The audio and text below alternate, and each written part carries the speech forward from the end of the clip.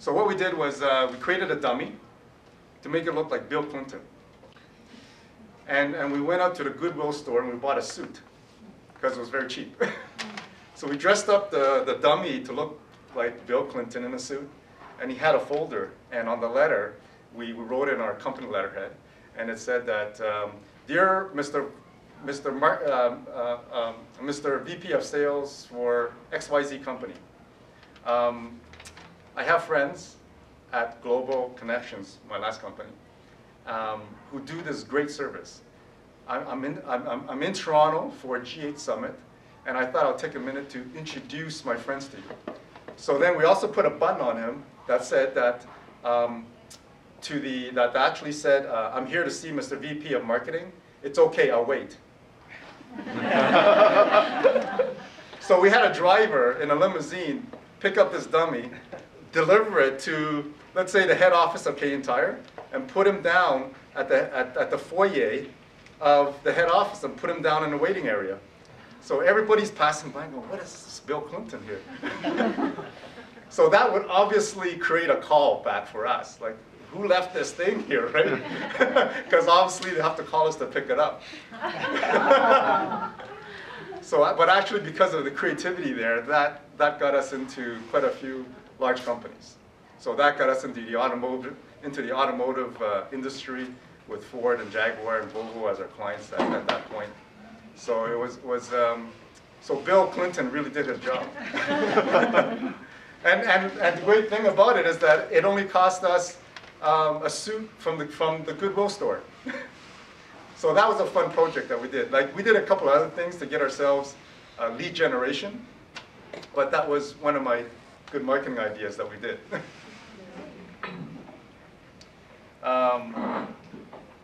So with the different companies that I've had, I've always had to be very creative in trying to, okay, how do I get this business off the ground? And how do I get customers in the door?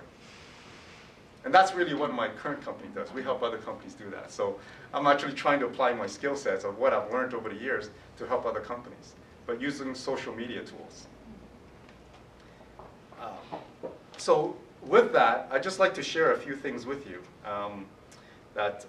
with the 5 pillars that have helped me stay on track throughout the years, and what's been important to me in my life, being a serial entrepreneur. And that for me, it's I surround myself with the best people. I find that contacts have a shelf life, and if you don't learn to try to make money for each other, or try to use or leverage the contact in a way where you can monetize it, then it's not worth anything, unless you have some social value. You try to build a personal brand for what you're known for, and you stick with it. Like, you're not this type of person one day, and then you're another type of person one day. Like, you try to stick with some values, with a promise of value that's part of who you are. So you create your own personal brand. Like, whether it's dependability or integrity, those are the type of values that you try to instill within yourself, and you try to project those values every single day and every person that you interact with. Another thing that's worked well for me is what we're doing right here. You try to extend your circle of influence. And that's what I did when I joined NAP, or when I started NAP. Because now that I've been in it for the last 10 years, I've built my circle of influence in 24 cities across North America. So it's a very powerful pipeline of contacts that you can leverage on year after year. I have a relentless passion for leadership. And what that means is that within my team at NAP, as president, it's my role to really try to bring the best out of my team. And that goes towards your staff too. So try to recognize what's the best qualities, and it's your role as a leader to try to bring those out of them and not try to harp on their deficiencies. And the last thing that's really helped me is learning to fail forward. Does anybody know what failing forward means? Okay. Failing forward is the idea of making your failures work for you. Because school doesn't teach you that. School actually tells you that failing is bad. You get 49% on the exams, like, oh God, I failed. You know, and then you go home and your parents remind you you're a failure. So, you know, when you're a kid, you go, oh my God, I'm a failure. So how do you overcome such difficulty, right? So the way is, like the trick around that is to turn around and make it work for you. And how do you do that? Okay. Failing backwards, okay, is how typically people see how failure works. And so failing backwards is blaming others. Okay, it's not my fault, right? It's your fault that I failed. Repeating the same mistakes over and over. Expecting never to fail. That's failing backwards. Expecting to always fail. That's not going to work either, right? Okay. Being limited by your past errors or mistakes. So you're held back by past experiences, and you can't get past those errors or experiences. And quitting.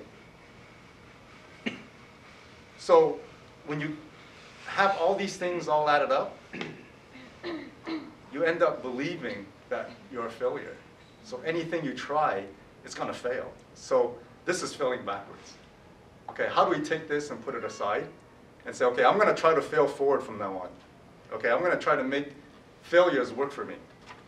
Okay, so failing forward is taking responsibility. Okay, you take responsibility for your failure. Learning from each mistake. Knowing failure is a part of your progress and moving forward. There's nothing wrong with it. I wish most parents would actually say that.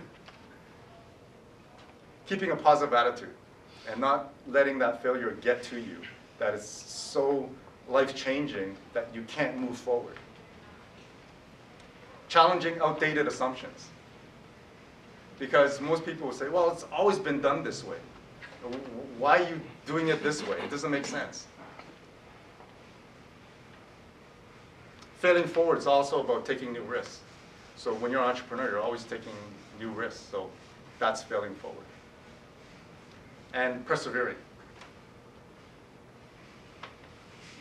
So to me, all the experience that I've had, like whether good or bad, learning the ability to fail forward is certainly part of being a successful entrepreneur or business person in general.